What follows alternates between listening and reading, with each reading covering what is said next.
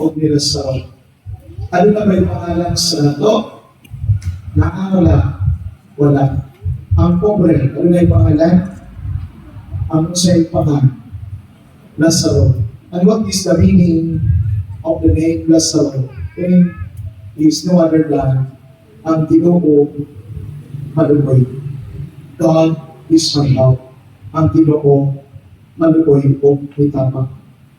Piling nga Ebanghelyo, tumani sa pagkitabo sa atong konteksto sa Pilipino na ito na Pilipinas. Pumuntan ata sa atong present inflation. Ang akong problema, the problem of corruption to the flood control project. Para yun ang investigasyon. So, ano na yung mga politiko? Ano na yung mga politisyan? Nakawala. O mga kontraktor, nakapot. Walang pay, ito. Walang, pero, nibaligyan pa po sa punto, walang seleksyon, apel kaya po. Pangutana, kaning mga kontraktor, o mga politisyan na nangurap, kunya, padayon nga mangurap, to the point na ang kwartas na tautan, mangilan kong promo, panaglit kong mamatay sila. Malangit dili. Kasi ito ba nila? Malangit, alas pili sila. Itaw. When a rich people will become a kind of insensitive to the needs of the poor, when someone will become rich to the point na umingon siya na mahimo siyang greedy person, mahimo siyang insensitive, mahimo siyang indifferente. Ganun bang nakuhaan siya, ganun bang nakasulit sa langit ang nato? Why? Because he is being indifferent to the needs of the soul. That is why the rich people did not enter into the kingdom of God. Ngunit tumangan. Ang kanato, dinig sa'yo. Money is not evil itself, but it is your attitude towards money. It becomes evil. Wealth is not evil at all. But when you become greedy, that is the problem. Mauli ang pagkitabok na look at our situation today in our Philippine context. The problem of rampant corruption.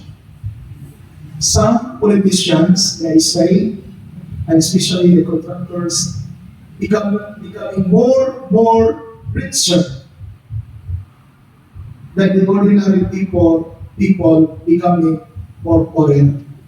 Kaya naman, ihakot ang kaptangan na dinidiya ang kwarta na dinidiya. Iyan isuyo. Kung pauni ang problema na ito. Kung padayon kininghanin, malagmit yun, na dibig yun makasunod sa ginalihan sa langit. Kaya naman, si Iso ay isulting niya. Nagkantong na ito nga wala may pagkabana sa pangalalan sa ubahan. Huwag dyan nakasunod sa ginalihan sa langit. So again, may reiterate this gospel. This gospel, the parable of the rich man and Lazarus, this does not keyboard to the poor, nor it condemns to the rich people. And what is the message is this? Ang mga dato, ano na'y dakok na responsibility na mutabang sa mga popular. Ang pagkadato, hindi na sa'yo kung sa may tarong na papamakali. Kanang kayo may sumap ang imong negosyo, imong kinabuhi, you are blessed by the Lord. Maninganinan ka. Pero tinantin, kung ang imong pagkadato, ikan dili sa may ayun ang kumahagi. Sigurado ito, Nadilit ka malamit.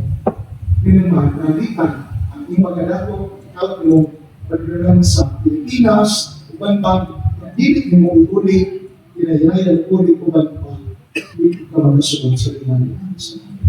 So, kini nga Ebanghelyo, hangit ni sa mga adunahan, ng utanaw ni Hab, unsa ang panginalaman sa ug hangit ko sa Amerika nato, na susama di patanan matawag na we are all Lazarus.